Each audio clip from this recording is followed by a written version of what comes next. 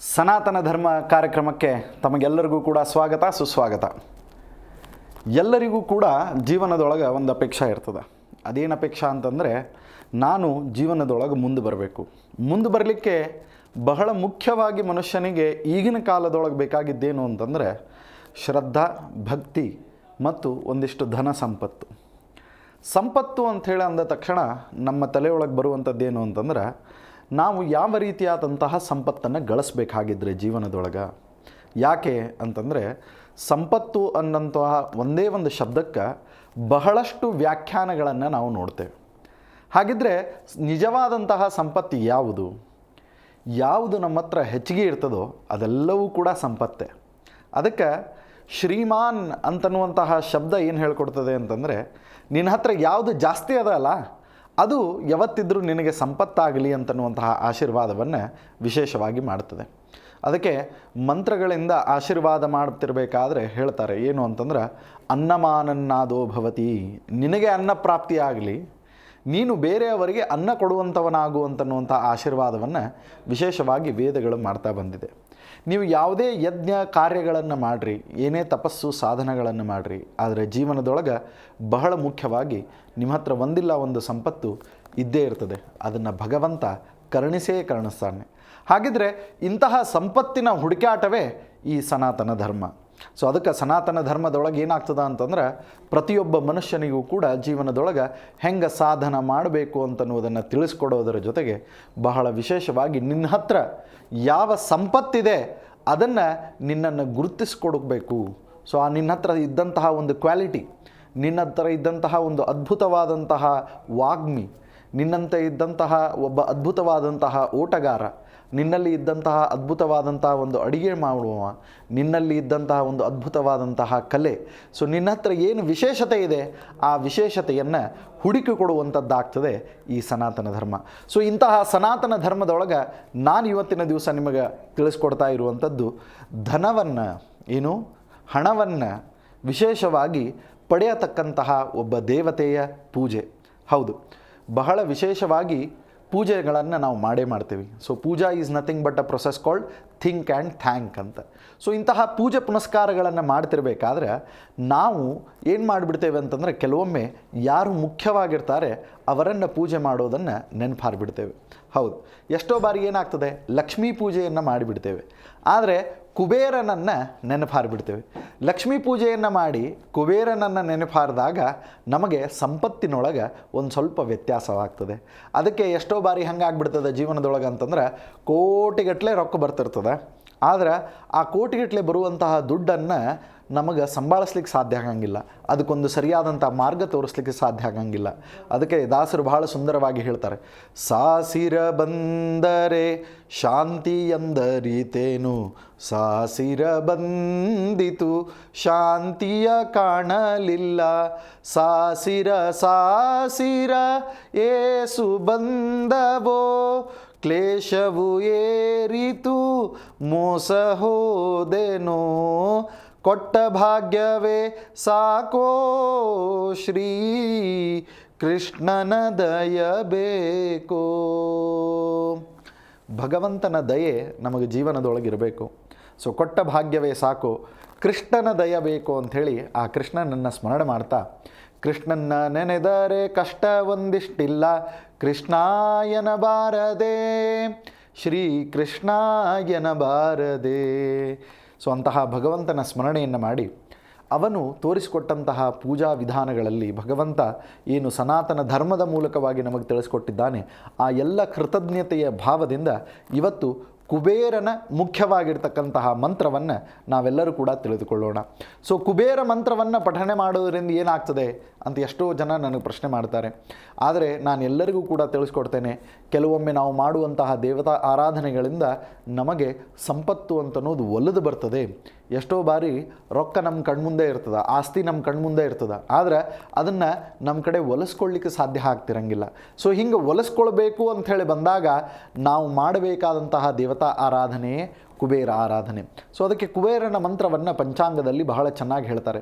ಎಷ್ಟು ಸುಂದರವಾಗಿದೆ ಆ ಮಂತ್ರ ಅಂತಂದರೆ, ಇದನ್ನು ಧನಪ್ರಾಪ್ತಿ ಮಂತ್ರ ಅಂತಲೇ ನಾವು ಹೇಳಬೇಕು. ಸೊ ಈ ಧನಪ್ರಾಪ್ತಿ ಮಂತ್ರ ನಮಗೆ ಎಷ್ಟು ಬಾರಿ ಹೇಳಬೇಕು ಗುರುಗಳೇ ಅಂತ ಪ್ರಶ್ನೆ ಮಾಡಿಕೊಂಡ್ರೆ 21 ಬಾರಿ ನಾವು ಈ ಧನಪ್ರಾಪ್ತಿ ಮಂತ್ರವನ್ನು ವಿಶೇಷವಾಗಿ ಹೇಳಬೇಕು. ಸೊ ಇಂತಹ ಧನಪ್ರಾಪ್ತಿ ಮಂತ್ರವನ್ನು ಇವತ್ತಿನ ದಿವಸ ನಮ್ಮ ಜೀ ಕನ್ನಡ ನ್ಯೂಸ್ ವಾಹಿನಿಯಲ್ಲಿ ತಮಗೆಲ್ಲರಿಗೂ ಕೂಡ ನಾನು ತಿಳಿಸ್ಕೊಡ್ತಾ ಇದ್ದೇನೆ. ಕುಬೇರಂ ತ್ವಂ ಧನಾಧೀಶ ಗೃಹೇತೆ ಕಮಲಾಸ್ಥಿತ ತಾಂ ದೇವೀಂ ಪ್ರೇಷಯಾಶು ತ್ವಂ ಮದ್ಗೃಹೇತೆ ನಮೋ ನಮಃ ಕುಂ ಕುಬೇರಾಯ ನಮಃ. ಸೊ ಈ ಮಂತ್ರವನ್ನು ವಿಶೇಷವಾಗಿ ನಾವು ಹೇಳಬೇಕು. ಎಷ್ಟು ಬಾರಿ ಹೇಳಬೇಕು ಅಂತ ಪ್ರಶ್ನೆ ಮಾಡಿಕೊಂಡ್ರೆ 21 ಬಾರಿ. ಮತ್ತೊಮ್ಮೆ ಈ ಮಂತ್ರವನ್ನು ನಿಮಗೋಸ್ಕರ ನಾನು ಹೇಳ್ತಾ ಇದ್ದೇನೆ.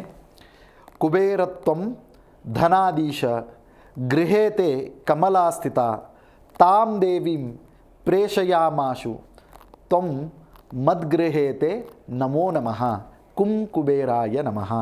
ಸೊ ಇದು ಕುಬೇರನ ಮಂತ್ರ. ಸೊ ಕುಬೇರನ ಮೂರ್ತಿ ಮನೆಯಲ್ಲಿ ಇದ್ದಿದ್ದಿಲ್ಲ ಅಂತಂದರೆ ಅವಶ್ಯವಾಗಿ ಒಂದು ಕುಬೇರನ ಮೂರ್ತಿಯನ್ನು ತೆಗೆದುಕೊಂಡು ಬನ್ನಿ. ಅಕ್ಕಿಯೊಳಗೆ ಆ ಕುಬೇರನ ಮೂರ್ತಿಯನ್ನೇ ಇಡಿ. 21 ಬಾರಿ ದಿವಸಕ್ಕೆ ಈ ಮಂತ್ರವನ್ನು ಹೇಳಿ. ನಿಮಗೆ ಎಲ್ಲ ರೀತಿಯಾದಂತಹ ಧನಲಾಭ ಅಂತನ್ನೋದೇನಿದೆ ಇದು ಅವಶ್ಯವಾಗಿ ಆಗೇ ಆಗ್ತದೆ. ಸೊ ಧನ ರೊಕ್ಕ ಭಾಳ ಇಂಪಾರ್ಟೆಂಟು ಜೀವನದೊಳಗೆ. ಯಾಕೆ ಅಂತಂದರೆ ಲೌಕಿಕವಾದಂತಹ ವಸ್ತುಗಳನ್ನು ಪಡೀಲಿಕ್ಕೆ. ಆದರೆ ಈ ಲೌಕಿಕವಾದಂತಹ ವಸ್ತುವನ್ನು ಪಡಿಬೇಕು ಅಂತಂದರೆ ಮೊದಲೇಕ ಧಾರ್ಮಿಕವಾದಂತಹ ಪುಣ್ಯ ಅಂತನ್ನುವಂತಹ ಸಂಪತ್ತನ್ನು ನೀವು ಗಳಿಸ್ಕೊಳ್ಳಿ. ಸೊ ಈ ಧಾರ್ಮಿಕವಾದಂತಹ ಪುಣ್ಯ ಅಂತನೋ ಸಂಪತ್ತು ಬರಬೇಕು ಅಂತಂದರೆ ಈ ಮಂತ್ರದ ಪಠಣೆ ಆಗಬೇಕು. ಸೊ ಈ ಹೇಳಿದಂತಹ ಮಂತ್ರವನ್ನು ಅವಶ್ಯವಾಗಿ ತಾವೆಲ್ಲರೂ ಕೂಡ ಪಠಣೆ ಮಾಡಿದ ನಂತರ ನಿಮ್ಮ ಜೀವನದಲ್ಲಿ ಆಗುವಂತಹ ಬದಲಾವಣೆಯನ್ನು ನೋಡಿ. ಎಷ್ಟು ವಿಶೇಷವಾದಂತಹ ಬದಲಾವಣೆ ಆಗ್ತದೆ ಅಂತಂದರೆ ನೀವು ಅಂದ್ಕೊಳ್ಳಿಕ್ಕೆ ಸಾಧ್ಯ ಇಲ್ಲ, ನನ್ನ ಜೀವನದೊಳಗೆ ಇಂತಹ ಒಂದು ಬದಲಾವಣೆ ಆಯಿತಾ ಅಂತ. ಸೊ ಅದಕ್ಕೆ ನಾನು ಎಲ್ಲರಿಗೂ ಕೂಡ ತಿಳಿಸ್ಕೊಡ್ತೇನೆ ಏನು ಅಂತಂದ್ರೆ ನಮ್ಮ ಧರ್ಮ ಇದು physically, mentally, economically as well as devotionally. So ಈ ಎಲ್ಲ ದೃಷ್ಟಿಯಿಂದಲೂ ಕೂಡ ನಮ್ಮ ಸನಾತನ ಧರ್ಮ ಇದೆ. ಸೊ ಅದಕ್ಕೆ ನಮ್ಮ ಸನಾತನ ಧರ್ಮ ಅಂಥೇಳಿ ಬಂದಾಗ ನಮ್ಮದು ಅಂತನ್ನೋದು ಯಾಕೆ ಬರ್ತದೆ ಹೇಳ್ರಿ, ಹಿಂದೆ ನೋಡೋಣ ಅಂತ. ಆ ಧರ್ಮಕ್ಕೂ ಕೂಡ ಕಳಕಳಿ ಇದೆ. ಏನಂತ, ಈ ವ್ಯಕ್ತಿ ಮುಂದೆ ಬರಲಿ, ವಿಚಾರಧಾರೆಗಳಿಂದ ಮುಂದೆ ಬರಲಿ, ವ್ಯಕ್ತಿತ್ವದಿಂದ ಮುಂದೆ ಬರಲಿ, ಸಂಪತ್ತಿನಿಂದ ಮುಂದೆ ಬರಲಿ. ಸೊ ಹೀಗೆ ಬೇರೆ ಬೇರೆ ಆಯಾಮದೊಳಗೆ ಒಬ್ಬ ವ್ಯಕ್ತಿಯನ್ನು ಮುಂದೆ ಕರ್ಕೊಂಡು ಹೋಗುವಂಥದ್ದೇ ಧರ್ಮ. ಅದಕ್ಕೆ ಭಾಗವತದಲ್ಲಿ, ಶ್ರೀಮದ್ ಭಾಗವತದಲ್ಲಿ ಹೇಳ್ತಾರೆ. ಏನಂತ ಹೇಳ್ತಾರೆ ಅಂತಂತಂದ್ರೆ, ಧರ್ಮ ಅಂದರೆ ಯಾವುದು ಅಂತಂದರೆ ಯಾವಾಗ ಮನುಷ್ಯ ಬೀಳ್ತಾನೆ. ಹೆಂಗೆ ಬೀಳ್ತಾನೆ ಅಂತಂದ್ರೆ ಬರೀ ಹೊತ್ಕೊಂಡು ಬೀಳೋದೊಂದೇ ಬೀಳೋದಲ್ಲ, ಅಥವಾ ಯಾವುದೋ ರೀತಿಯಾಗಿ ಕೆಳಮಟ್ಟದಲ್ಲಿ ಹೋಗೋದು ಬೀಳೋದಲ್ಲ. ಕಿಂತು ಎಲ್ಲ ರೀತಿಯಿಂದ ವಿಚಾರಧಾರೆಗಳಿಂದ ಇರಬಹುದು, ಬೇರೆ ಬೇರೆ ವಿಧಾನಗಳಿಂದ ಇರಬಹುದು, ಅಥವಾ ದೇಹದಿಂದ ಇರಬಹುದು, ಮನಸ್ಸಿನಿಂದ ಇರಬಹುದು, ಕಾಯ ವಾಚ ಮನಸ ಯಾವುದೇ ದೃಷ್ಟಿಯಿಂದ ಒಬ್ಬ ಮನುಷ್ಯ ಬಿದ್ದರೂ ಕೂಡ ಅವನನ್ನು ಯಾವುದು ಎತ್ತಿ ಹಿಡಿತದೆ ಅದುವೇ ಧರ್ಮ. ಸೊ ಇಂತಹ ಧರ್ಮ ಯಾವುದು ಅಂತ ಪ್ರಶ್ನೆ ಮಾಡಿಕೊಂಡ್ರೆ ಅದು ನಿಮ್ಮೆಲ್ಲರ ಸನಾತನ ಧರ್ಮ. ಹಾಗಿದ್ದರೆ ನಾವು ಇವತ್ತಿನ ದಿವಸ ಆ ಕುಬೇರನ ಮಂತ್ರವನ್ನು ವಿಶೇಷವಾಗಿ ತಿಳಿದುಕೊಂಡ್ವಿ. ಕುಬೇರನ ಮಂತ್ರದ ಪಠಣೆಯಿಂದ ನಮಗಾಗುವಂತಹ ಲಾಭಗಳು ಏನು ಅಷ್ಟಿಷ್ಟಲ್ಲ. ಸಿರಿ ಸಂಪತ್ತುಗಳನ್ನು ನಾವು ನೋಡ್ತೇವೆ, ಎಲ್ಲ ರೀತಿಯಾದಂಥ ಅನುಕೂಲತೆಗಳನ್ನು ನೋಡ್ತೇವೆ, ಎಲ್ಲ ಕಷ್ಟಗಳ, ವಿಘ್ನಗಳ, ಸಂಕಟಗಳ ನಿವಾರಣೆಗಳನ್ನು ನೋಡ್ತೇವೆ. ಹೀಗೆ ಆ ಕುಬೇರನ ವಿಶೇಷವಾಗಿರ್ತಕ್ಕಂತಹ ಮಂತ್ರದ ಪಠಣೆಯಿಂದ ಸಕಲ ಸನ್ಮಂಗಲವೂ ಕೂಡ ಪ್ರಾಪ್ತಿಯಾಗ್ತದೆ. ಸೊ ಮತ್ತು ಸನಾತನ ಧರ್ಮದೊಳಗೆ ಇನ್ನಷ್ಟು ವಿಶೇಷತೆಗಳಿವೆ. ಆ ವಿಶೇಷತೆಗಳು ಏನು ಅಂತ ಪ್ರಶ್ನೆ ಮಾಡಿಕೊಂಡ್ರೆ ಅದಕ್ಕೆ ಉತ್ತರವನ್ನು ಹೇಳ್ತಾ ಹೋದರೆ ನಿಮಗೆ ಪಾರವೇ ಇಲ್ಲ. ಮುಂದಿನ ಸಬ್ಜೆಕ್ಟಿಗೆ ನಾವು ಹೋಗ್ತಿರ್ಬೇಕಾದ್ರೆ ನಮಗನ್ನಿಸ್ತದೆ ಏನು ಅಂತಂದರೆ, ಯಾವುದಿದೆ ಮುಂದಿನ ಸಬ್ಜೆಕ್ಟು ಅಂತಂದ್ರೆ, ಜೀವನದೊಳಗೆ ಎಷ್ಟೋ ಬಾರಿ ಸಾಲ ಮಾಡಿಬಿಟ್ಟಿರ್ತೇವೆ. ಸಾಲ ಮಾಡಿದಾಗ ಸಾಲ ತೀರಿಸ್ಕೊಳ್ಳೋದು ಹೇಗೆ ಅಂತ ಪ್ರಶ್ನೆ. ಸಾಲವನ್ನು ತೀರಿಸಿಕೊಳ್ಳೋದು ಹೇಗೆ, ಸಾಲ ತೀರಿಸಬೇಕಾದ್ರೆ ನಾವು ಏನು ಮಾಡಬೇಕು? ಎಷ್ಟೋ ಬಾರಿ ದಿಕ್ಕು ತೋಚದಂದು ಆಗ್ತದೆ. ಯಾಕೆ? ಒಂದು ವ್ಯವಸ್ಥೆಯನ್ನು ನಂಬಿ ನಾವು ಸಾಲ ಮಾಡಿರ್ತೇವೆ. ಇದೊಂದು ವ್ಯವಸ್ಥೆಪ್ಪ, ಈ ವ್ಯವಸ್ಥೆಯಿಂದ ನಮಗೆ ಸಾಲ ಬರ್ತದೆ, ಆ ಸಾಲದಿಂದ ನಾನೇನು ಮಾಡ್ತೇನೆ, ಅದರಿಂದ ಒಂದು ಇನ್ಕಮ್ ಜನ್ರೇಟ್ ಆಗ್ತದೆ. ಸೊ ಆ ಇನ್ಕಮ್ನಿಂದ ನಾನು ಏನು ಮಾಡ್ತೇನೆ ಅಂತಂದರೆ ಹೊಳ್ಳಿ ಮತ್ತೆ ಹಣವನ್ನು ಸಂದಾಯ ಮಾಡ್ತೇನೆ ಅಂತ. ಆದರೆ ಆ ಕೆಲವೊಮ್ಮೆ ಏನಾಗ್ಬಿಡ್ತದೆ, ಸಾಲ ಮಾಡುವ ಮುಂದಾಗ ಅನುಕೂಲ ಆಗಿಬಿಡ್ತದೆ, ಹೊಳ್ಳಿ ತೀರಿಸೋದು ಅಂಥೇಳಿ ಬಂದಾಗ ಬಹಳ ಕಷ್ಟ. ಸೊ ಇಂತಹ ಕಷ್ಟಗಳ ನಿವಾರಣೆಗೆ, ಅದರಲ್ಲೂ ಕೂಡ ವಿಶೇಷವಾಗಿ ಸಾಲ ಮಾಡಿದಾಗ ಸಾಲವನ್ನು ತೀರಿಸಲಿಕ್ಕೆ ಅಂಥೇಳಿ ಪ್ರಶ್ನೆ ಬಂದಾಗ ಏನು ಮಾಡಬೇಕು, ಯಾವ ದೇವರ ಮೊರೆ ಹೋಗಬೇಕು, ಯಾವ ಸ್ತೋತ್ರವನ್ನು ಪಠಣ ಮಾಡಬೇಕು. ಸೊ ಈ ಎಲ್ಲ ಮಾಹಿತಿಯನ್ನು ಕಲೆ ಹಾಕ್ಕೋತ ಹೋದ್ವಿ ಅಂತಂದ್ರೆ ಆವಾಗ ನಮಗೆ ಗೊತ್ತಾಗ್ತದೆ ನಾನು ಇನ್ನೂ ಹೆಚ್ಚಿನ ದೇವತಾ ಆರಾಧನೆ ಮಾಡಬೇಕು. ಯಾಕೆ ಹೇಳೋ ಮುಂದಾಗಿನೇ ಹೇಳ್ತಾರೆ, ಏನು? ಋಣಾನುಬಂಧ ರೂಪೇಣ ಪಶುಪತ್ನಿ ಸುತಾಲಯ. ಋಣದ ಅನುಬಂಧ ಇರ್ತಿರಬೇಕಾದ್ರೆ ಪಶು, ಪತ್ನಿ, ಸುತ, ಆಲಯ ಇದೆಲ್ಲವೂ ಕೂಡ ನಮಗೆ ದೊರಕುವಂಥದ್ದು. ಆದರೆ ನಾವು ನೀವೆಲ್ಲರೂ ಎಚ್ಚೆತ್ತುಕೊಳ್ಳಬೇಕಾದದ್ದು ಎಲ್ಲೇ ಅಂತಂತಂದ್ರೆ ಮುಖ್ಯವಾಗಿ ನಾವು ಮಾಡುವಂತಹ ದೇವತಾ ಕರ್ಮದೊಳಗೆ ಎಚ್ಚೆತ್ತುಕೊಳ್ಬೇಕು. ಜೀವನದೊಳಗೆ ಎಲ್ಲವನ್ನ ಕೊಡಿಸುವುದು ದೇವತಾ ಅನುಗ್ರಹ, ಇನ್ನು ಜೀವನದಲ್ಲಿ ಎಲ್ಲವನ್ನ ಕೆಡಿಸೋದು ನಾವು ಮಾಡುವಂತಹ ಪಾಪ. ಸೊ ಅದಕ್ಕೆ ಜೀವನದೊಳಗೆ ದೇವತಾ ಅನುಗ್ರಹ, ಗುರುವಿನ ಅನುಗ್ರಹ ಅಂತನ್ನೋದು ಭಾಳ ಮುಖ್ಯ ಆಗ್ತದೆ. ಅದಕ್ಕೆ ಋಣ ಪರಿಹಾರಕ ಸ್ತೋತ್ರ ಅಂತಲೇ ಒಂದು ವಿಭಾಗ ಇದೆ. ಅಂದ್ರೇನು? ಸಾಲವನ್ನು ಬಗೆಹರಿಸಿಕೊಳ್ಳುವಂತಹ ಸ್ತೋತ್ರಗಳು. ಸೊ ಸಾಲವನ್ನು ಬಗೆಹರಿಸ್ಕೊಳ್ಳಿಕ್ಕೆ ನಾವೇನು ಮಾಡಬೇಕು ಅಥವಾ ಏನು ಮಾಡಬಹುದು ಅಂತ ಪ್ರಶ್ನೆ ಮಾಡಿದರೆ ಅದಕ್ಕೆ ಉತ್ತರವನ್ನು ಹೇಳ್ತಾರೆ, ಲಕ್ಷ್ಮೀ ನರಸಿಂಹದೇವರ ಆರಾಧನೆ. ಲಕ್ಷ್ಮೀ ನರಸಿಂಹದೇವರ ಆರಾಧನೆ. ಸೊ ಲಕ್ಷ್ಮೀ ನರಸಿಂಹದೇವರ ಆರಾಧನೆ ಮಾಡೋಣದ್ರಿಂದ ಎಲ್ಲ ರೀತಿಯಾದಂತಹ ಋಣಗಳ ಪರಿಹಾರವಾಗ್ತದೆ. ಹಾಗಿದ್ರೆ ಆ ಲಕ್ಷ್ಮೀ ನರಸಿಂಹದೇವರ ಸ್ತೋತ್ರ ಯಾವುದು? ಲಕ್ಷ್ಮೀ ನರಸಿಂಹದೇವರ ಆರಾಧನೆ ಮಾಡೋದರಿಂದ ನಮಗೆ ಯಾವ ರೀತಿಯಾದಂತಹ ಋಣಗಳು ಪರಿಹಾರವಾಗ್ತವೆ? ಹಾಗಿದ್ರೆ ಸಾಲಗಳನ್ನು ಬಗೆಹರಿಸ್ಕೊಳ್ಳಿಕ್ಕೆ ಜೀವನದೊಳಗೆ ಮಾಡಬೇಕಾದಂತಹ ಸ್ತೋತ್ರ ಪಠಣೆ ಯಾವುದು ಅಂತ ಹೇಳಿ ಪ್ರಶ್ನೆ ಮಾಡಿಕೊಂಡ್ರೆ ಅದಕ್ಕೆ ಉತ್ತರವನ್ನು ಕೊಡ್ತಾ ಹೋಗ್ತಿರ್ಬೇಕಾದ್ರೆ ಬಹಳ ಮುಖ್ಯವಾಗಿ ಬರುವಂತಹ ದೇವತೆಯೇ ಲಕ್ಷ್ಮೀ ನರಸಿಂಹದೇವರು. ಆ ಲಕ್ಷ್ಮೀ ನರಸಿಂಹದೇವರ ಆರಾಧನೆಯಿಂದ ನಮಗೆ ಏನೇನು ಆಗ್ತದೆ ಅಂತ ಪ್ರಶ್ನೆ ಮಾಡಿಕೊಂಡ್ರೆ ಅದಕ್ಕೆ ಹೇಳ್ತಾರೆ, ವಿಶೇಷವಾಗಿ ನಮ್ಮ ಎಲ್ಲ ಸಾಲಗಳ ಪರಿಹಾರವಾಗ್ತದೆ. ಸೊ ನಾವೇನು ಅಂದ್ಕೊಳ್ತೇವೆ ಅಂತಂದರೆ ಜೀವನದೊಳಗೆ ರೊಕ್ಕದಿಂದ ಸಾಲ ಮಾಡಿದ್ರೆ ಅಷ್ಟ ಸಾಲ ಖರೆ, ಬಾಕಿ ಎಲ್ಲ ಸಾಲ ಸುಳ್ಳು ಅಂತನೋದು ನಮ್ಮ ತಲೆ ಒಳಗೆ. ಆದರೆ ಜೀವನದೊಳಗೆ ಬಹುಮುಖ್ಯವಾಗಿರ್ತಕ್ಕಂತಹ ಸಾಲ ಯಾವುದು ಅಂತಂತಂದ್ರೆ ಪುಣ್ಯ ಪಾಪಗಳ ಕರ್ಮಗಳ ಸಾಲ. ಸೊ ಅದಕ್ಕೆ ಇಂತಹ ಕರ್ಮದ ಸಾಲವನ್ನು ಮಾಡಿ ಬಂದಂತಹ ಮನುಷ್ಯ, ಅದಕ್ಕೆ ದಾಸರು ಹೇಳ್ತಾರೆ ಏನಂತ, ಕರ್ಮವೇ ತಾರಕವು ಜೀವರಿಗೆಲ್ಲ ಕರ್ಮವೇ ತಾರಕವು, ಕರ್ಮ ತಾರಕ ಕೇಳು ನಿರ್ಣಯ ಈ ಮಾತು, ದುರ್ಮತಿಯನೇ ಬಿಟ್ಟು ಮರ್ಮವನರಿತರೆ ಕರ್ಮವೇ ತಾರಕವು ಜೀವರಿಗೆಲ್ಲ ಕರ್ಮವೇ ತಾರಕವು. ಕರ್ಮ ತಾರಕ. ಹೌದು, ಕರ್ಮ ಯಾಕೆ ತಾರಕ ಅಂತಂದರೆ ನಾವು ಮಾಡುವಂತಹ ಕರ್ಮದಿಂದಲೇ ನಮಗೆ ಫಲ. ಇದೆಲ್ಲರಿಗೂ ಗೊತ್ತಿರುವಂತಹ ವಿಷಯ. ಆದರೆ ಕೆಲವೊಮ್ಮೆ ಇದರೊಳಗೆ ಡೀಪಾಗಿ ಹೋದಾಗ ಇದರೊಳಗೆ ಪಾಪ ಪುಣ್ಯಗಳು ಸೇರಿಕೊಳ್ತೇವೆ.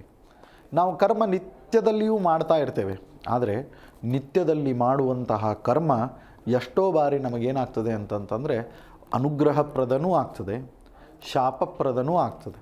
ಸೊ ಹೀಗೆ ಅನುಗ್ರಹಪ್ರದ ಮತ್ತು ಶಾಪಪ್ರದವಾಗಿರ್ತಕ್ಕಂತಹ ಕರ್ಮವನ್ನು ನಾವು ಮಾಡ್ತಾ ಇರಬೇಕಾದ್ರೆ ಜೀವನದೊಳಗೆ ಎಷ್ಟೋ ಬಾರಿ ತೊಂದರೆಗೀಡಾಗ್ಬಿಡ್ತೇವೆ. ಯಾಕೆ? ಅನುಗ್ರಹಪೂರಿತವಾದಂತಹ ಕರ್ಮ ಬಂದಾಗ ಸುಖ, ಶಾಂತಿ, ಸಮೃದ್ಧಿ, ಪ್ರೀತಿ, ವಿಶ್ವಾಸ, ಸಹನೆ, ಸ್ನೇಹ ಬಾಳ್ವೆ ಇದೆಲ್ಲವೂ ನಿಮ್ಮ ಸುತ್ತಲೂ ಆವರಿಸಿರ್ತದೆ. ಕೆಲವೊಮ್ಮೆ ಕೆಟ್ಟ ಕರ್ಮವನ್ನು ಮಾಡಿದಾಗ ಅದರಿಂದ ಬಂದಂತಹ ದುಡ್ಡಿನ ಸಂಪಾದನೆ ನಮ್ಮನ್ನೇನು ಮಾಡ್ತದೆ ಅಂತಂದರೆ ಆತಂಕಕ್ಕೆ ಈಡು ಮಾಡ್ತದೆ, ಕಷ್ಟಗಳಿಗೆ ಈಡು ಮಾಡ್ತದೆ, ವಿಘ್ನಗಳಿಗೆ ಈಡು ಮಾಡ್ತದೆ. ಸೊ ಅದಕ್ಕೆ ಇಂತಹ ಎಲ್ಲ ಕಷ್ಟಗಳು, ವಿಘ್ನಗಳು, ಸಂಕಟಗಳು ಬಂದಾಗ ನಮಗೆ ಯಾವ ಧನಮೂಲ ರಾಶಿಯೂ ಕೂಡ ಸಹಾಯ ಮಾಡುವುದಿಲ್ಲ, ಕಿಂತು ದೇವತಾ ಅನುಗ್ರಹ ಮಾತ್ರ ಸಹಾಯ ಮಾಡುವಂಥದ್ದು. ಸೊ ಇಂತಹ ಸಹಾಯವನ್ನು ಇವತ್ತಿನ ದಿವಸ ನಾವು ಪಡೀಲಿಕ್ಕೆ ಹೊರಟಿದ್ದೇವೆ. ಅದು ಲಕ್ಷ್ಮೀ ನರಸಿಂಹದೇವರ ಅನುಗ್ರಹದಿಂದ. ಅದಕ್ಕೆ ಅಂತಹ ಲಕ್ಷ್ಮೀ ನರಸಿಂಹದೇವರ ಅನುಗ್ರಹದ ಸ್ತೋತ್ರ ಯಾವುದು? ಋಣಗಳನ್ನು ಪರಿಹಾರ ಮಾಡಬೇಕಪ್ಪ. ಸೊ ಸಾಲವನ್ನು ತೀರಿಸಬೇಕು. ಅದು ಯಾವುದೇ ಸಾಲ ಇರಲಿ, ಕರ್ಮಗಳ ಸಾಲನೇ ಇರಲಿ, ದುಡ್ಡಿನ ಸಾಲನೇ ಇರಲಿ, ಋಷಿಗಳ ಸಾಲ. ಅದಕ್ಕೆ ಹೇಳು ಮುಂದಾಗ ಹೇಳ್ತಾರೆ, ದೇವ ಋಣ, ಪಿತೃ ಋಣ, ಗಂಧರ್ವ ಋಣ, ಯಕ್ಷ ಋಣ, ಪ್ರಕೃತಿಯ ಋಣ. ಮನುಷ್ಯನಿಗೆ ಇಷ್ಟು ಋಣಗಳವ ಅಂತಂತಂದ್ರೆ ನಾ ಹೇಳಿದ್ನಲ್ಲ ನಿಮಗೆ, ನಾವೇನು ಅಂದ್ಕೊಳ್ತೀವಿ, ರೊಕ್ಕದಿಂದ ಸಾಲ ಮಾಡಿದ್ರಷ್ಟ ಸಾಲಪ್ಪ, ಬಾಕಿ ಎಲ್ಲ ಸಾಲ ಸುಳ್ಳು. ಹಂಗಿಲ್ಲಪ್ಪ. ಎಲ್ಲ ರೀತಿಯಾದಂತಹ ಸಾಲಗಳು, ಎಲ್ಲ ರೀತಿಯಾದಂತಹ ಋಣಗಳು. ಇವತ್ತು ನನಗೆ ನಿಮಗೆ ಒಂದು ಏನಾದರೂ ಸಂಬಂಧ ಬರಬೇಕು ಅಂತಂದ್ರೆ ಋಣ ಇದ್ದರೆ ನೀವು ನೋಡ್ತೀರಿ, ಋಣ ಇದ್ದರೆ ನಾನು ಹೇಳ್ತೇನೆ. ಸೊ ಆ ಋಣದ ಸಂಬಂಧ ಇದ್ದಾಗ ಮಾತ್ರ ನಿಮ್ಮ ಒಂದು ಭೇಟಿ ಆಗ್ತದೆ, ಇಲ್ಲ ಅಂತಂದ್ರೆ ಆ ಭೇಟಿನೂ ಆಗ್ಲಿಕ್ಕೆ ಸಾಧ್ಯ ಇಲ್ಲ. ಸೊ ಅದಕ್ಕೆ ಇಂತಹ ಋಣವನ್ನು ಪರಿಹಾರ ಮಾಡತಕ್ಕಂತಹ ಒಂದು ಲಕ್ಷ್ಮೀ ನರಸಿಂಹದೇವರ ಸ್ತೋತ್ರ ಅಂತಂತಂದರೆ ಅದುವೇ ಋಣಮೋಚಕ ಲಕ್ಷ್ಮೀ ನರಸಿಂಹದೇವರ ಸ್ತೋತ್ರ. ಅದು ಯಾವ ರೀತಿಯಾಗಿದೆ ಅಂತಂದರೆ ಈ ರೀತಿಯಾಗಿ ಪ್ರಾರಂಭ ಆಗ್ತದೆ. ದೇವತಾ ಕಾರ್ಯ ಸಿದ್ಧ್ಯರ್ಥಂ ಸಭಾಸ್ತಂಭ ಸಮುದ್ಭವಂ ಶ್ರೀನರಸಿಂಹಂ ಮಹಾವೀರ್ಯಂ ನಮಾಮಿ ಋಣಮುಕ್ತಯೇ. ಸೊ ಆ ಲಕ್ಷ್ಮೀ ನರಸಿಂಹದೇವರಲ್ಲಿ ಪ್ರಾರ್ಥನೆ ಮಾಡ್ತೇವೆ. ಏನು? ದೇವತಾ ಕಾರ್ಯಸಿದ್ಧಾರ್ಥಂ ಸಭಾ ಸ್ತಂಭ ಸಮುದ್ಭವಂ. ಸಭೆಯಲ್ಲಿ ನೀನು ಸ್ತಂಭದಿಂದ ಮೂಡಿ ಬಂದಂಥವ ಲಕ್ಷ್ಮೀ ನರಸಿಂಹದೇವರಿಗೆ ನಮಸ್ಕಾರ ಮಾಡಿ ನಾವು ಕೇಳ್ಕೊಳ್ಳೋದು ಏನು ಅಂತಂತಂದರೆ ಶ್ರೀ ನರಸಿಂಹಂ ಮಹಾವೀರ್ಯಂ ನಮಾಮಿ ಋಣಮುಕ್ತಯೇ. ಸ್ವಾಮಿ, ನನ್ನ ಎಲ್ಲ ಋಣಗಳನ್ನು ನೀನು ವಿಶೇಷವಾಗಿ ತೀರಿಸು. ಅದಕ್ಕೆ ಲಕ್ಷ್ಮೀ ನರಸಿಂಹದೇವರ ಆರಾಧನೆಯಿಂದ ನಮಗೆ ಎರಡು ರೀತಿಯಾದಂತಹ ಸಂಪತ್ತು ಪ್ರಾಪ್ತಿಯಾಗ್ತದೆ. ಒಂದು ಪುಣ್ಯ ಅಂತನ್ನುವಂತಹ ಸಂಪತ್ತು, ಮತ್ತೊಂದು ನಮಗೆ ಸಿಗುವಂತಹ ಸಂಪತ್ತು ಲೌಕಿಕವಾದಂತಹ ಸಂಪತ್ತು. ಸೊ ಈ ಎರಡೂ ಸಂಪತ್ತುಗಳಿಗೆ ಅದಕ್ಕೆ ಲಕ್ಷ್ಮೀ ನರಸಿಂಹದೇವರನ್ನು ಹಾಡಿ ಹೊಗಳಿ ಕೊಂಡಾಡ್ತಿರ್ಬೇಕಾದ್ರೆ ದಾಸರು ಹೇಳ್ತಾರೆ ಏನು? ಲಕ್ಷ್ಮೀ ನಾರಸಿಂಹನೆಂಬುದೇವನು ನಂಬಿದಂಥ ಜನರಿಗೆಲ್ಲ ವರವ ಕೊಡುವನು. ನಂಬಿದಂತಹ ಜನರಿಗೆಲ್ಲ ವರವನ್ನು ಕೊಡುವಂಥವನು ಯಾರು ಅಂತಂತಂದರೆ ಭಗವಂತ ಲಕ್ಷ್ಮೀ ನರಸಿಂಹದೇವರು. ಸೊ ಹೀಗಾಗಿ ನಂಬಿಕೆ ಭಾಳ ಮುಖ್ಯ. ಅದನ್ನು ಇಟ್ಕೊಂಡು ನೀವು ಕಾರ್ಯವನ್ನು ಮಾಡ್ಕೋತ ಹೋಗ್ರಿ. ನೀವು ಅಂದ್ಕೊಂಡಂತಹ ಕಾರ್ಯಗಳಲ್ಲಿ ನಿಮಗೆ ಯಶಸ್ಸು ಪ್ರಾಪ್ತಿ ಆಗ್ತದೆ. ಸೊ ಆ ಸ್ತೋತ್ರವನ್ನು ನಿಮಗೆ ಹೇಳ್ತಾ ಇದ್ದೇನೆ. ಲಕ್ಷ್ಮ್ಯಾಲಿಂಗಿತ ವಾಮಾಂಗಂ ಭಕ್ತಾನಾಂ ವರದಾಯಕಂ ಶ್ರೀ ನರಸಿಂಹಂ ಮಹಾವೀರ್ಯಂ ನಮಾಮಿ ಋಣಮುಕ್ತಯೇ. ಸೊ ಇದನ್ನು ನೀವು ಕಾಮನ್ ಆಗಿ ಇಟ್ಕೊಳ್ಬೇಕು. ಶ್ರೀ ನರಸಿಂಹಂ ಮಹಾವೀರ್ಯಂ ನಮಾಮಿ ಋಣಮುಕ್ತಯೇ. ನೆಕ್ಸ್ಟ್ ಏನಪ್ಪ? ಅಂತ್ರಮಾಲಾಧರಂ ಶಂಕಂ ಚಕ್ರಾಬ್ಜಾಯುಧಾರಿಣಂ ಸ್ಮರಣಾತ್ ಸರ್ವಪಾಪಗ್ನಂ ಕದ್ರೂಜ ವಿಷನಾಶನಂ ಸಿಂಹನಾದೇನ ಮಹತಾ ದಿಗದಂತಿ ಭಯನಾಶನಂ ಪ್ರಹ್ಲಾದ ವರದಂ ಶ್ರೀಶಂ ದೈತ್ಯೇಶ್ವರ ವಿದಾರಣಂ ಕ್ರೂರಗ್ರಹೈ ಪೀಡಿತಾನಾಂ ಭಕ್ತಾನಾಂ ಅಭಯಪ್ರದಂ ವೇದ ವೇದಾಂತ ಯಜ್ಞೇಶಂ ಬ್ರಹ್ಮರುದ್ರಾದಿ ವಂದಿತಂ ಇದಂ ಪಠತಿಯೋ ನಿತ್ಯಂ ಋಣ ವಿಮೋಚನ ಸಂಜ್ಞಿತಂ ಅಂತ ಈ ರೀತಿಯಾಗಿ 8 ಶ್ಲೋಕಗಳನ್ನು ನಾವು ನೋಡ್ತೇವೆ. ಈ 8 ಶ್ಲೋಕಗಳಲ್ಲಿ ಋಣ ವಿಮೋಚನೆಯ ಬಗ್ಗೆ ವರ್ಣನೆ ಮಾಡ್ತಾರೆ. ಆಮೇಲೆ ಪ್ರತಿಯೊಂದು ಸಾಲ ಆದಮೇಲೆ ಅಂದರೆ ಆ 8 ಮುಖ್ಯ ಸಾಲುಗಳಾದ ಮೇಲೆ ನೀವು ಕಂಟಿನ್ಯೂಸ್ ಆಗಿ ಕೋರಸ್ ಅಂಥೇಳಿ ಅಂದರೆ ಮೇನ್ ರಿಪೀಟ್ ಮಾಡಬೇಕಾದದ್ದೇನು ಅಂತಂದರೆ ಶ್ರೀ ನರಸಿಂಹಂ ಮಹಾವೀರ್ಯಂ ನಮಾಮಿ ಋಣಮುಕ್ತಯೇ ಅಂತನ್ನುವುದನ್ನು ಇದನ್ನು ಹೊಳ್ಳಿ ರಿಪೀಟ್ ಮಾಡ್ಕೋತಿರಬೇಕು. ಮುಖ್ಯ ಸಾಲುಗಳನ್ನು ಹೇಳಬೇಕು. ಸೊ ಅದಕ್ಕೆ ಇಷ್ಟು ಅದ್ಭುತವಾಗಿರ್ತಕ್ಕಂತಹ ಸ್ತೋತ್ರ ಎಷ್ಟು ದಿನ ಪಠನೆ ಮಾಡಬೇಕು ಅಂತಂದ್ರೆ 45 ದಿನಗಳು. ಆಮೇಲೆ ಎಲ್ಲನೂ ಒಮ್ಮೆ ಸೇರಿಸ್ಕೋಬೇಡ್ರಿ. ಎಲ್ಲರೂ ಮಾಡುವಂಥ ದೊಡ್ಡ ತಪ್ಪಿದೆ. ಏನು ಅಂತಂದರೆ ಎಲ್ಲ ಒಮ್ಮೆ ಹುಯಿ ಅಂತ ಹಾಕಿಬಿಡೋದು. ಏನೋ ಒಂದು ಹೇಳಾರಪ್ಪ ಗುರುಗಳು ಟಿ ವಿ ಒಳಗೆ ಅಂತ ಅಂದ್ಕೊಳ್ಳೇನೆ ಅದನ್ನೆಲ್ಲ ಸೇರಿಸಿ ಒಂದಕ್ಕೇ ಹೇಳ್ಬಿಡು. ಹಂಗೆ ಮಾಡಬೇಡ್ರಿ. ಏನು ಮಾಡಿರಿ ಅಂತಂದರೆ ಒಂದು ಸಾಲವನ್ನು ಇಟ್ಕೊಳ್ರಿ. ಒಂದು ಸಾಲಕ್ಕೆ ಎಷ್ಟು ದಿವಸ ಆರಾಧನೆ ಮಾಡಬೇಕಾಗ್ತದೆ? 45 ದಿವಸ. ಸೊ 45 ದಿವಸ ಆರಾಧನೆ ಮಾಡ್ತಿರ್ಬೇಕಾದ್ರೆ ಈ ಮಂತ್ರವನ್ನು ಎಷ್ಟು ಬಾರಿ ಪಠಿಸ್ಬೇಕು? 16 ಬಾರಿ ಪಠಿಸ್ಬೇಕು. 16 ಬಾರಿ ವಿಶೇಷವಾಗಿ ಹೆಂಗೆ ಪಠಿಸ್ಬೇಕು?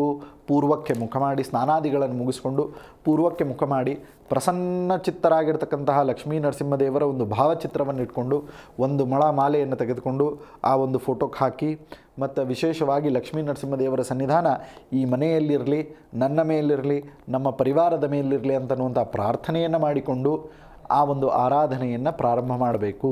ಪ್ರಾರಂಭ ಮಾಡಿ ಒಂದು ತುಪ್ಪದ ದೀಪವನ್ನು ಹಚ್ಚಬೇಕು. ಸಾಧ್ಯವಾಗದೇ ಇದ್ದಂತಹ ಪಕ್ಷದೊಳಗೆ ಎಣ್ಣೆಯ ದೀಪವನ್ನಾದರೂ ಹಚ್ಚಬೇಕು. ಹಚ್ಚಿ ಏನು ಮಾಡಬೇಕಪ್ಪ ಅಂತಂದರೆ ಈ ಸ್ತೋತ್ರವನ್ನು 16 ಬಾರಿ ಹೇಳಬೇಕು. 8 ಶ್ಲೋಕದ ಈ ಸ್ತೋತ್ರ, 8 ಸಾಲಿನ ಈ ಸ್ತೋತ್ರ 16 ಬಾರಿ ಹೇಳಬೇಕು. ಎಷ್ಟು ದಿವಸ? 45 ದಿವಸ ಕಂಟಿನ್ಯೂಸ್ ಆಗಿ ಹೇಳಬೇಕು. ಸೊ ಈ ರೀತಿಯಾಗಿ ನೀವು ಮಾಡಿದ್ದೇ ಆದಲ್ಲಿ ನಿಮ್ಮ ಎಲ್ಲ ರೀತಿಯಾದಂತಹ ಸಾಲದ ಸಮಸ್ಯೆಗಳು ಅವಶ್ಯವಾಗಿ ಬಗೆಹರಿಯುತ್ತದೆ. ಯಾವುದೇ ರೀತಿಯಾದಂತಹ ಸಂಶಯ ಅಂತನ್ನೋದಿಲ್ಲ. ಬನ್ನಿ ಹಾಗಿದ್ದರೆ ಸನಾತನ ಧರ್ಮದೊಳಗೆ ಮತ್ತೆ ಪಂಚಾಂಗ ಏನು ಹೇಳ್ತದೆ, ಮುಂದಿನ ಯಾವ ಒಂದು ವಿಷಯಕವಾಗಿ ನಾವು ಸ್ತೋತ್ರ ಮಂತ್ರಗಳನ್ನು ತಿಳಿದುಕೊಳ್ಳಬಹುದು ಅಂತ ಪ್ರಶ್ನೆಯನ್ನು ಮಾಡಿಕೊಂಡ್ರೆ ಅದಕ್ಕೆ ಬಹಳ ಸುಂದರವಾಗಿ ಹೇಳ್ತಾರೆ. ಏನು? ನವಗ್ರಹ ಕವಚ. ಸೊ ನವಗ್ರಹ ಕವಚ ಯಾಕೆ ಅಂತ ಪ್ರಶ್ನೆ ಮಾಡಿಕೊಂಡ್ರೆ ನಮಗೆ ಗ್ರಹಗಳು ಗತಿಯನ್ನು ತೋರಿಸ್ತವೆ. ಏನು? ಅದಕ್ಕೆ ಹೇಳೋ ಮುಂದಾಗ ಹೇಳ್ತಾರೆ ಏನು? ಗ್ರಹ ಗತಿ. ಏನು? ಗ್ರಹ ಗತಿ. ಸೊ ಗ್ರಹಗತಿ ಸರಿ ಇಲ್ಲ. ಗ್ರಹಗತಿ ನಂದು ಹಿಂಗೆ ಆಗೋಗ್ಬಿಟ್ಟದೆ, ಗ್ರಹಗತಿ ನನಗೆ ತೊಂದರೆ ಕೊಡ್ತಾ ಇದೆ ಅಂತಂದರೆ ಏನರ್ಥ? ಗ್ರಹಗಳು ನನಗೆ ಸರಿಯಾಗಿ ಮಾರ್ಗ ಪ್ರದರ್ಶನವನ್ನು ಮಾಡ್ತಾ ಇಲ್ಲ, ಸರಿಯಾಗಿ ದಿಕ್ಕಿನೊಳಗೆ ನಾನು ಪ್ರಯಾಣವನ್ನು ಮಾಡ್ತಾ ಇಲ್ಲ. ಎಷ್ಟೋ ಬಾರಿ ಎಲ್ಲ ಜನರಿಗೂ ಕೂಡ ಜೀವನದೊಳಗೆ ನೋಡಿರಿ, ನೀವು 1 ಲಕ್ಷ ಕೊಟ್ಬಿಡ್ರಿ, ಏನಂತಂದರೆ ಎಲ್ಲರೂ ಜೀವನದೊಳಗೆ ದುಡಿತಿರ್ತಾರೆ, ಹೌದಾ? ಎಲ್ಲರೂ ಕಷ್ಟಪಡ್ತಿರ್ತಾರೆ. ಆದರೆ ಎಲ್ಲರೂ ಯಾಕೆ ಶ್ರೀಮಂತರಾಗೋದಿಲ್ಲ? ಎಲ್ಲರೂ ಯಾಕೆ ಆ ಭಗವಂತನ ಅನುಗ್ರಹಕ್ಕೆ ಪಾತ್ರರಾಗೋದಿಲ್ಲ? ಎಲ್ಲರೂ ಯಾಕೆ ಒಬ್ಬರು ಮಾಡಿದಂತಹ ಸಾಧನೆಯನ್ನು ಇನ್ನೊಬ್ಬರು ಮಾಡಲಿಕ್ಕೆ ಸಾಧ್ಯ ಆಗೋದಿಲ್ಲ? ಎಲ್ಲರೂ ಮಾಡುವಂತಹ ಈ ಸಾಧನಾದಿ ಕರ್ಮಗಳನ್ನು ನಾವು ಗಮನಿಸಿದಾಗ ನಮಗೆ ಗೊತ್ತಾಗೋದೇನು ಅಂತಂದರೆ ನವಗ್ರಹಗಳ ಪಾತ್ರ ಎಷ್ಟು ದೊಡ್ಡದು ಅಂತ. ಅದಕ್ಕೆ ನವಗ್ರಹ ಕವಚ ಅಂತಲೇ ಒಂದು ಸ್ತೋತ್ರ ಇದೆ. ಸೊ ಈ ಸ್ತೋತ್ರದ ಪಠನೆ ಮಾಡೋಣದ್ರಿಂದ ಏನಾಗ್ತದೆ ಅಂತಂತಂದರೆ ಸುಖ ದುಃಖಗಳು, ಯಾರಿಗೆ ಸುಖ ಯಾರಿಗೆ ದುಃಖ ಅಂತನ್ನೋದೇನಿದೆ ಇದು ನಮ್ಮ ಕರ್ಮದಿಂದ ಲಿಖಿತವಾಗಿರ್ತಕ್ಕಂಥದ್ದು. ಸೊ ಕರ್ಮದಿಂದ ಲಿಖಿತವಾಗಿರ್ತಕ್ಕಂತಹ ಸುಖ ದುಃಖಗಳನ್ನು ನಾವು ಜೀವನದೊಳಗೆ ಅಳವಡಿಸ್ಕೊಂಡ್ಬಿಟ್ಟೇವೆ. ಇದು ನಮಗಿಷ್ಟು ಸುಖ, ಇಷ್ಟು ನಮಗೆ ದುಃಖ. ಸೊ ಹೀಗೆ ಸುಖ ದುಃಖಗಳನ್ನು ನಾವು ಅಳವಡಿಸ್ಕೊಂಡಾಗ ಆ ಸುಖ ದುಃಖಗಳಿಗೆ ಬೇಕಾದಂತಹ ಪುಣ್ಯ ಸಂಗ್ರಹನೂ ಮಾಡಬೇಕು. ಸುಖ ದುಃಖಗಳು ಬರೆದಿಟ್ಟು ಬಿಟ್ಟಾರ ಅಂತಂದ್ರೆ ಅದನ್ನು ಅನುಭವಿಸ್ಲೇಬೇಕು ಅಂತಿಲ್ಲ. ಏನ್ರಿ, ಇದು ಲಕ್ಷದೊಳಗೆ ಇಟ್ಕೊಂಡ್ಬಿಡ್ರಿ. ಆಯಿತು, ಅವಶ್ಯವಾಗಿ ನೀವು ಈ ಮಂತ್ರಗಳನ್ನು ಹೇಳಿ ಪಠನೆ ಮಾಡಿದ್ರಿ ಅಂತಂದರೆ ನಿಮ್ಮ ಎಲ್ಲ ವಿಘ್ನಗಳು ಸಂಕಟಗಳ ಪರಿಹಾರವಾಗ್ತವೆ. ಅದಕ್ಕೆ ಸುಖ ದುಃಖಗಳಿಗೆ ನವಗ್ರಹಗಳ ಒಂದು ಅದ್ಭುತವಾದಂತಹ ಅನುಗ್ರಹ ಬೇಕು. ಈಗ ಒಬ್ಬ ಕಾಲರ್ ಇದ್ದಾರೆ, ಅವ್ರ ಜೊತೆ ಮಾತಾಡೋಣ, ಏನು ಹೇಳ್ತಾರೆ ಕೇಳೋಣ. ಹಲೋ. ಹಲೋ, ನಮಸ್ಕಾರ ಗುರುಜಿ. ನಮಸ್ಕಾರಮ್ಮ, ಹೇಳ್ರಿ. ಗುರುಜಿ, ಯಾವ ಕೆಲಸ ಮಾಡಿದ್ರು ಕೈ ಹಿಡಿತಾ ಇಲ್ಲ ಗುರುಜಿ. ಏನ್ ಮಾಡೋದು, ಕೆಲ್ಸಕ್ಕೆ ಹೋಗಕ್ಕೂ ಆಗ್ತಾ ಇಲ್ಲ ನಮ್ಗೆ. ಬಹಳ ಮುಖ್ಯವಾಗಿ ನಿಮ್ಮ ಹೆಸರು ಏನಮ್ಮ? ರಾಧಮ್ಮ ಅಂತ ಗುರುಜಿ. ರಾಧಮ್ಮ, ಎಲ್ಲಿರ್ತೀರಿ? ನಾವು ಬೆಂಗಳೂರಿಗೆ ಗುರುಜಿ. ಬೆಂಗಳೂರೊಳಗಿರ್ತೀರಿ. ರಾಧಮ್ಮ ಅವರೇ, ನಿಮ್ಮ ರಾಶಿ ನಕ್ಷತ್ರ ಏನಾದರೂ ಗೊತ್ತಾ ನಿಮಗೆ? ಹಾ ಗುರುಜಿ, ತುಲಾ ರಾಶಿ, ಚಿತ್ತಾ ನಕ್ಷತ್ರ. ಚಿತ್ತಾ ನಕ್ಷತ್ರ, ತುಲಾ ರಾಶಿ. ಸರಿ, ನಾನು ಹೇಳುವಂತಹ ಈ ಪರಿಹಾರವನ್ನು ನೀವು ಕೇಳಿಸ್ಕೊಳ್ರಿ. ನಿಮಗೆ ನೀವು ಮಾತನಾಡುವಂಥ ಧ್ವನಿ ಮೇಲೆ ನನಗೆ ಗೊತ್ತಾಗ್ಲಿಕ್ಕತ್ತಿದ್ದೇನು ಅಂತಂದ್ರೆ ನೀವು ವಿಶೇಷವಾಗಿ ಜೀವನದೊಳಗೆ ಒಂಚೂರು ಬಹಳ ಬಳಲಿದ್ದೀರಿ. ಎಷ್ಟೋ ಕಡೆ ರೊಕ್ಕ ಕೊಟ್ಟಿರಿ, ಅದು ಹೊಳ್ಳಿ ಬರಬೇಕಾಗ್ಯದ. ಆಮೇಲೆ ಬಹುಮುಖ್ಯವಾಗಿ ಆರೋಗ್ಯದ ಬಗ್ಗೆ ಸ್ವಲ್ಪ ತೊಂದರೆಯನ್ನು ನೀವು ಅನುಭವಿಸ್ತಾ ಇದ್ದೀರಿ. ಸೊ ಈ ಎಲ್ಲ ರೀತಿಯಾದಂಥ ಸಮಸ್ಯೆಗಳಿಗೆ ನಿಮಗೆ ಹೆಂಗಾಗ್ಬಿಟ್ಟಿದೆ ಅಂತಂತಂದರೆ ಎಲ್ಲಿ ಹೋಗಿ ಕೆಲಸ ಮಾಡಲಿಕ್ಕೂ ಸುದ್ದಾನೂ ಒಂದು ರೀತಿ ಆಲಸ್ಯ ಬರ್ತದೆ, ಕಷ್ಟಗಳು ಬರ್ತವೆ. ಏನೋ ಒಂದು ಕೆಲಸ ಮಾಡ್ಲಿಕ್ಕೆ ಹೊಂಟ್ರಿ ಅಂತಂದರೆ ವಿಘ್ನಗಳು ಬರ್ತವೆ. ಸೊ ಹಂಗಿದ್ರೆ ಇದು ನಿಮಗೆ ಮುಖ್ಯವಾಗಿ ನಿವಾರಣೆ ಆಗಬೇಕಾಗಿದೆ. ಸೊ ಈ ನಿವಾರಣೆ ಆಗಲಿಕ್ಕೆ ನಿಮಗೆ ಒಂದು ಸಣ್ಣದಾದಂಥ ಒಂದು ಪರಿಹಾರವನ್ನು ತಿಳಿಸ್ತೇನೆ, ಅದನ್ನು ನೀವು ಮಾಡಿಕೊಡ್ರಿ. ಏನು ಅಂತಂದರೆ ನಿಮ್ಮ ಮನೆ ಹತ್ತಿರ ಇರುವಂತಹ ಲಕ್ಷ್ಮೀ ನರಸಿಂಹ ದೇವಸ್ಥಾನಕ್ಕೆ ಹೋಗಿ. ಆ ಲಕ್ಷ್ಮೀ ನರಸಿಂಹ ದೇವಸ್ಥಾನಕ್ಕೆ ತಪ್ಪದೆ ಹೋಗಿ. ಯಾವ ದಿವಸ ಅಂತಂದರೆ ಮಂಗಳವಾರದ ದಿವಸ ಲಕ್ಷ್ಮೀ ನರಸಿಂಹದೇವರ ದೇವಸ್ಥಾನಕ್ಕೆ ಹೋಗಿ ನೀವು ತುಳಸಿಯ ಸಮರ್ಪಣೆಯನ್ನು ಮಾಡಿರಿ. ಆ ಭಗವಂತನಿಗೆ ತುಳಸಿ ಅಂತನ್ನೋದು ಬಹಳ ಮುಖ್ಯ. ಸೊ ಆ ತುಳಸಿಯ ಸಮರ್ಪಣೆಯನ್ನು ಮಾಡಿ ಒಂದು ಪ್ರಾರ್ಥನೆಯನ್ನು ಇಟ್ಕೊಳ್ರಿ. ಏನಪ್ಪ, ಈ ವಾರದೊಳಗೆ ಈ ಕೆಲಸ ಆಗಬೇಕಪ್ಪ ಭಗವಂತ. ಸೊ ಈ ಒಂದು ಇಡೀ ವಾರದೊಳಗೆ ಈ ಮಂಗಳವಾರದಿಂದ ಮುಂದಿನ ಮಂಗಳವಾರ ತನಕ ನನಗೆ ಇಂತಹ ಕೆಲಸ ಕಾರ್ಯಗಳಲ್ಲಿ ಅಭಿವೃದ್ಧಿ ಆಗಬೇಕಾಗಿದೆ ಅಂಥೇಳಿ ತುಳಸಿ ದಳವನ್ನು ವಿಶೇಷವಾಗಿ ಲಕ್ಷ್ಮೀ ನರಸಿಂಹದೇವರಿಗೆ ಸಮರ್ಪಣೆ ಮಾಡಿರಿ. ನಿಮ್ಮ ಜೀವನದೊಳಗೆ ಬದಲಾವಣೆ ಅಂತನ್ನೋದು ಖಚಿತ ಮತ್ತು ನಿಶ್ಚಿತ. ಸೊ ಅದಕ್ಕೆ ನಿಮಗೆ ಈ ಪರಿಹಾರವನ್ನು ತಿಳಿಸಿದ್ದೇನೆ. ಅವಶ್ಯವಾಗಿ ಮಾಡಿಕೊಳ್ಳ್ರಿ ರಾಧಮ್ಮ ಅವರ, ಒಳ್ಳೆಯದಾಗಲಿ. ಗುರುಜಿ, ಇದು ಸೊ ದೇವರಿಲ್ಲ, ಲಕ್ಷ್ಮೀ ದೇವರ ಐತೆ, ಆಂಜನೇಯ ಐತೆ. ಲಕ್ಷ್ಮೀ ನರಸಿಂಹದೇವರ ಆರಾಧನೆಯನ್ನೇ ಮಾಡಬೇಕಮ್ಮ. ವಿಶೇಷವಾಗಿ ಲಕ್ಷ್ಮೀ ನರಸಿಂಹದೇವರ ದೇವಸ್ಥಾನಕ್ಕೆ ಹೋಗಬೇಕು. ಸಾಧ್ಯವಾಗದೇ ಇದ್ದಂಥ ಆ ಪಕ್ಷದೊಳಗೆ ನಿಮ್ಮ ಮನೆಯೊಳಗಾದರೂ ಒಂದು ಲಕ್ಷ್ಮೀ ನರಸಿಂಹದೇವರ ಭಾವಚಿತ್ರವನ್ನು ತಂದಿಟ್ಕೊಂಡು ಅದರ ಪೂಜೆಯನ್ನು ಪ್ರಾರಂಭ ಮಾಡಿ ಪ್ರತಿ ಮಂಗಳವಾರದ ದಿವಸ ಮಾಡ್ಕೋತ ಹೋಗ್ರಿ. ತುಳಸಿ ದಳವನ್ನು ಸಮರ್ಪಣೆ ಮಾಡಿರಿ, ನಿಮಗೆ ಎಲ್ಲ ಅನುಕೂಲ ಆಗ್ತದೆ. ಬನ್ನಿ, ಹಾಗಿದ್ರೆ ಸನಾತನ ಧರ್ಮ ಕಾರ್ಯಕ್ರಮದೊಳಗೆ ಮತ್ತೊಬ್ಬರ ಕಾಲರ್ ಇದ್ದಾರೆ. ಯಾರು ಅಂತನ್ನೋದನ್ನು ನೋಡೋಣ, ಏನು ಕರೆ ಮಾಡ್ಯಾರ ಅಂತನ್ನೋದನ್ನು ನೋಡೋಣ. ಹಲೋ. ಹಲೋ, ನಮಸ್ಕಾರ, ಹೇಳಿಮ್ಮ. ನಾವು ಶಿವರಾಜ್ ಹತ್ರ ಮಾತಾಡ್ಬೇಕು. ಹೇಳಿ ಏನಾಗಬೇಕಾಗಿತ್ತು ಹೇಳಿ. ನಿಮ್ಮ ಹೆಸರು? ನಮ್ಮ ಹೆಸರು ಸರೋಜಮ್ಮ ಅಂತ, ಕನಕಪುರದಿಂದ. ಹೇಳ್ರಿ ಸರೋಜಮ್ಮ ಅವರೇ, ಕನಕಪುರದಿಂದ. ಏನಾಗಬೇಕಾಗಿತ್ತು ನಿಮಗೆ? ನಮಗೆ ಒಂದು ಸ್ವಲ್ಪ ಯಾಕೋ ಜೀವಕ್ಕೆ ಹುಷಾರಿಲ್ಲ, ಯಾವಾಗೂ ನಡ ನೋವು ಅದು ಇದು. ನಿಮಗೆ ಆರೋಗ್ಯದ ದೃಷ್ಟಿಯಿಂದ ನೀವು ಪ್ರಶ್ನೆ ಮಾಡಿದ್ದೀರಿ. ನಿಮ್ಮ ರಾಶಿ ನಕ್ಷತ್ರ ಏನಾದರೂ ನಿಮಗೆ ಗೊತ್ತಾ? ರಾಶಿ ಗೊತ್ತರು, ಕುಂಭ ರಾಶಿ. ಹಾಂ, ನಕ್ಷತ್ರ ಗೊತ್ತಿಲ್ರ. ಸರಿ, ಆಯಿತು. ಜನ್ಮ ನಕ್ಷತ್ರ ಮತ್ತು ಕುಂಭರಾಶಿಯ ಪ್ರಕಾರ ನಿಮಗೊಂದು ಸಣ್ಣ ಸಲಹೆಯನ್ನು ಕೊಡ್ತೇನೆ. ಅದೇನು ಅಂತಂದ್ರೆ, ಈ ಸದ್ಯಕ್ಕೆ ನಿಮಗೆ 7:30 ನಡೆದದ. ಶನಿದೇವರ ಆರಾಧನೆಯನ್ನು ನೀವು ಮಾಡಬೇಕು. ನೀವು ಒಂದು ಪರಿಹಾರ ಮಾಡ್ಕೊಳ್ಬೇಕಾದದ್ದೇನು ಅಂತಂತಂದ್ರೆ, ಒಂದು ಬ್ಲೂ ಸಫೈರ್ ಅಂಥೇಳಿ ಉಂಗುರ ಬರ್ತದೆ. ಸೊ ನೀಲಮಣಿ ಅಂತ ಹೇಳ್ತೇವೆ. ಸೊ ಆ ನೀಲಮಣಿಯನ್ನು ವಿಶೇಷವಾಗಿ ನೀವು ಧಾರಣ ಮಾಡಿಕೊಡ್ರಿ. ಇದು ಒಂದನೇದ್ದು. ಎರಡನೇದ್ದು ಇನ್ನು ಬಹುಮುಖ್ಯವಾಗಿ ನೀವು ಮಾಡಬೇಕಾದದ್ದು ಏನು ಅಂತಂತಂದ್ರೆ, ನೀವು ತಪ್ಪದೆ ಶನಿದೇವರಿಗೆ ಆರಾಧನೆಯನ್ನು ಮಾಡಬೇಕು. ಹೆಂಗೆ ಅಂತಂದ್ರೆ, ಎಳ್ಳನ್ನು ಮತ್ತು ಎಣ್ಣೆಯನ್ನು ವಿಶೇಷವಾಗಿ ಭಗವಂತನಿಗೆ ಸಮರ್ಪಣೆ ಮಾಡಿರಿ ಪ್ರತಿ ಶನಿವಾರದ ದಿವಸ. ನಿಮ್ಮ ಕಡೆಯಿಂದ ಎಷ್ಟು ಸಾಧ್ಯವಾಗ್ತದೆ ಅಷ್ಟು ಎಳ್ಳನ್ನು ಮತ್ತು ಎಳ್ಳೆಣ್ಣೆಯನ್ನು ದೀಪದ ಮುಖಾಂತರವಾಗಿ ನೀವು ಸಮರ್ಪಣೆ ಮಾಡಿ ಪ್ರತಿ ಶನಿವಾರದ ದಿವಸ ತಪ್ಪದೆ ನೀಲಾಂಜನ ಸಮಾಭಾಸಂ ರವಿಪುತ್ರಂ ಯಮಾಗ್ರಜಂ ಛಾಯಾ ಮಾರ್ತಾಂಡ ಸಂಭೂತಂ ತಂ ನಮಾಮಿ ಶನೈಶ್ಚರಂ ಈ ಮಂತ್ರವನ್ನು ವಿಶೇಷವಾಗಿ ನೀವು ಪಠನೆ ಮಾಡಿರಿ. ಇದನ್ನು ನೀವು ಮಾಡಿದ್ದೇ ಆದಲ್ಲಿ 5 ವಾರದೊಳಗೆ ನಿಮಗೆ ಆರೋಗ್ಯದ ದೃಷ್ಟಿಯಿಂದ ಭಾಳ ಅನುಕೂಲ ಆಗ್ತದೆ. ಭಗವಂತ ನಮಗೆ ವಿಶೇಷವಾಗಿ ಆರೋಗ್ಯವನ್ನು ಕರುಣಿಸಲಿ ಅಂಥೇಳಿ ಈ ಮುಖಾಂತರವಾಗಿ ಈ ಕಾರ್ಯಕ್ರಮದಲ್ಲಿ ಆ ಭಗವಂತನಲ್ಲಿ ಪ್ರಾರ್ಥಿಸ್ತಾ ಇದ್ದೇನೆ. ಶನಿದೇವರ ಆರಾಧನೆಯನ್ನು ಪ್ರತಿ ಶನಿವಾರದ ದಿವಸ ತಪ್ಪದೆ ಮಾಡಿರಿ. ಸೊ ಹೀಗೆ ಸನಾತನ ಧರ್ಮದೊಳಗೆ ಅನೇಕ ಪರಿಹಾರಗಳನ್ನು ಸೂಚನೆ ಮಾಡ್ತಾ ಇರ್ತೇವೆ. ತಾವೆಲ್ಲರೂ ಕೂಡ ತಿಳಿದುಕೊಳ್ಳಿ ಅಂತ ಹೇಳ್ತಾ, ನವಗ್ರಹ ಕವಚದ ಬಗ್ಗೆ ನಾನು ಹೇಳ್ತಾ ಇದ್ದೆ. ಮತ್ತು ಈ ನವಗ್ರಹ ಕವಚವನ್ನು ನವಗ್ರಹಗಳ ಒಂದು ಆರಾಧನೆಯಿಂದ ವಿಶೇಷವಾಗಿ ನಾವು ಮಾಡಬೇಕಾಗ್ತದೆ. ನಮ ಸೂರ್ಯಾಯ ಚಂದ್ರಾಯ ಮಂಗಳಾಯ ಬುಧಾಯ ಚ ಗುರು ಶುಕ್ರ ಶನೇಭ್ಯಶ್ಚ ರಾಹವೇ ಕೇತವೇ ನಮಃ ಅಂಥೇಳಿ. ಸೊ ಅದಕ್ಕೆ ಕೆಲವೊಮ್ಮೆ ವೈದ್ಯಕೀಯ ಶಾಸ್ತ್ರವೂ ಕೂಡ ಹೇಳಿಕೊಡದೇ ಇರತಕ್ಕಂತಹ ಉತ್ತರವನ್ನು ಕೊಡುವಂಥದ್ದು ನಮ್ಮ ಸನಾತನ ಧರ್ಮ. ಕೆಲವೊಮ್ಮೆ ಎಲ್ಲ ರಿಪೋರ್ಟು ನಾರ್ಮಲ್ ಇರ್ತಾವೆ, ಆದರೆ ನಮಗೆ ಸಮಸ್ಯೆ ಇರ್ತದೆ. ಸೊ ಹೀಗೆ ನಿಮಗೆ ರಿಪೋರ್ಟ್ ನಾರ್ಮಲ್ ಇರ್ಬೋದು, ಆದರೆ ನಿಮ್ಮ ಪುಣ್ಯ ಪಾಪಗಳು ಮಾತ್ರ ಅಬ್ನಾರ್ಮಲ್ ಆಗಿರ್ತವೆ. ಸೊ ಹೀಗೆ ಅಬ್ನಾರ್ಮಲ್ ಆಗಿರ್ತಕ್ಕಂತಹ ಪುಣ್ಯ ಪಾಪಗಳನ್ನು ಸರಿ ಮಾಡಿಕೊಂಡು ಹೋಗಿ ತೂಗುವಂಥದ್ದೇ ಕಾರ್ಯಕ್ರಮ ಸನಾತನ ಧರ್ಮ. ತಪ್ಪದೇ ಸನಾತನ ಧರ್ಮ ಕಾರ್ಯಕ್ರಮವನ್ನು ನೋಡ್ತಾ ಇರಿ. ವಿಶೇಷವಾದಂತಹ ಪರಿಹಾರಗಳನ್ನು ನಿಮಗೆ ಸೂಚನೆ ಮಾಡ್ತಾ ಇರ್ತೇನೆ. ಸೋಮವಾರದಿಂದ ರವಿವಾರದವರೆಗೆ ಬೆಳಗ್ಗೆ 7 ಗಂಟೆಗೆ ನಿಮ್ಮ ಜೀ ಕನ್ನಡ ನ್ಯೂಸ್ನಲ್ಲಿ. ನಮಸ್ಕಾರ, ವಂದನೆಗಳು.